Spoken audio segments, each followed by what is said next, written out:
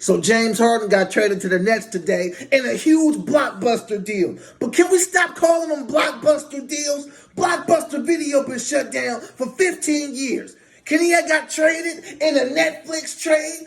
An Amazon Prime level deal? A Camp on Stage Studios app level of a deal? But that's neither here nor there. I feel like this one of those trades where all the teams got better. First off, let's start with the Cavs. They added Jaron Allen and Taurean Prince. I'm not going to get too much into that right now because we're talking about professional teams right now. But let's go on to the Pacers. They added Caris LeVert. Caris LeVert is a bucket, and you put him with Sabonis and Brogdon and Turner, that's going to be a problem. Then you go to Houston. You had to get rid of James Harden, but you got back Victor Oladipo.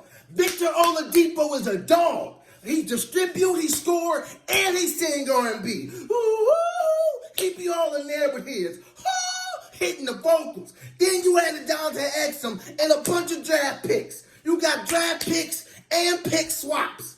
That means if your pick better than mine, I want your pick. Then if I didn't take your pick back, they gonna be drafting as long as they can draft. People got drafted, they can be drafting players. And then when you go to Brooklyn, they got James Harden.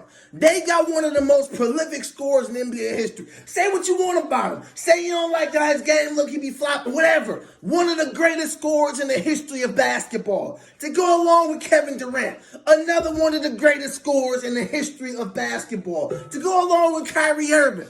Another one of the greatest scorers, most skilled players in the history of basketball. That's what they got over there in Brooklyn. Who gonna stop them?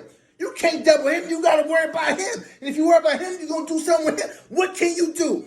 This team comes down to 3 C's. Only 3 C's can stop this team.